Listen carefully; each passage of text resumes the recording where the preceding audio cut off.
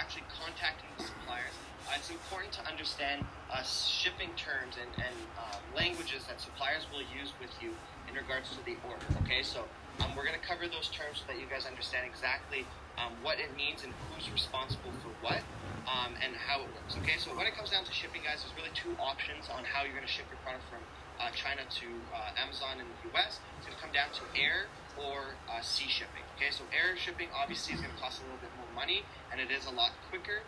And typically, you're going to, air shipping can take 3 to 10 days to receive the product, where sea shipping can take up to 8 weeks, sometimes even longer to get it. So depending on the situation and what you're trying to accomplish, you want to figure out which one works best for you. A little hack that you guys can also do is split up your inventory. So let's just say that you're buying, 1,000 units.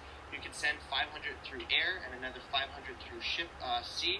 So by the time you sell out of your air shipment, your sea shipment is in, and then you're never out of stock, but you're also saving money at the same time. Okay.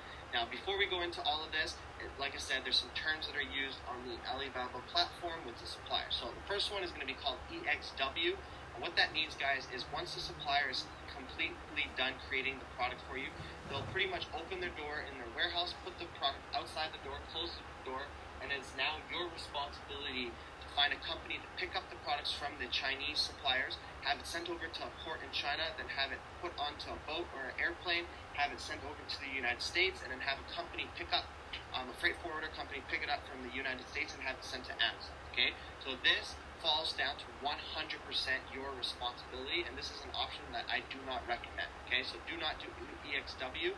You want to do the next options here. So the next one on the list is FOB, and what that is once the supplier finishes the product, they open the doors, they have it sent outside, and then they're responsible to have a company pick it up and have it sent to the port in China, and then put onto a plane or a boat.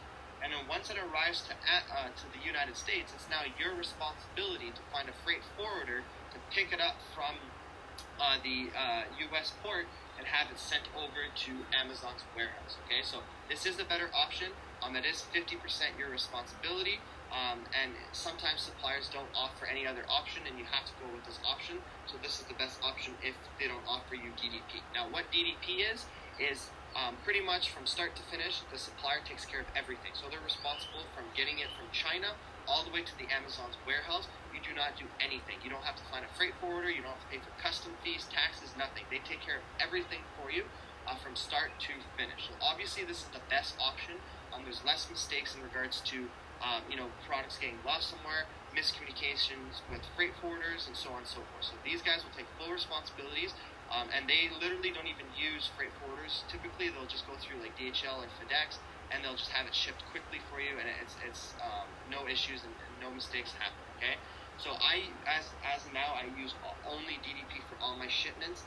It is sometimes a little more expensive, but it really depends on the product. So typically for DDP, guys, you're going to be looking at about $1 to $2 on average per product for DDP. So let's just say that your product cost, they quoted you for just the product cost was $2. You can expect that after they do the DDP shipping that you're going to be paying around $3 to $4 for that purchase. Okay, so like I said, it's an extra $2. But if you use the EXW, sometimes the product is a lot cheaper in regards to the quote. But then once you find the freight forwarders and all the headaches and time wasted in regards to finding this, you're going to run into an issue where it might actually cost you more money because if it takes longer to get to Amazon or you lose it or there's issues, you're actually going to be spending time and money on that. So I highly recommend guys always do DDP and just calculate that in your profit margins. If it's an extra $1.50, just add that into your listing so that you can cover that to keep the same profit margins that you're initially looking at getting. Okay, so always another thing that's super important is always make sure that you guys, you and the supplier have understood exactly what you're going to be doing and who's responsible for what. And if you are going to be using a freight forwarder, then you need to understand that they know that, you know that, and there's no miscommunication. I've had that happen in the past where there's a miscommunication with the supplier, and I was under the impression they were going to do DDP, and they weren't, so they ended up shipping it to the United States, and it ended up staying there for a few weeks, and then when I followed up, the shipment got sent back somewhere else, and it ended up taking almost 3 weeks to find the shipment and having it sent back. So hopefully you guys always have the great communication with the suppliers. make sure that there's no issues like that, so that you guys don't have time to waste and everything is moving forward and you're good to go. So I'll see you guys on the next video here on how we're going to be able to actually find these suppliers and contact them.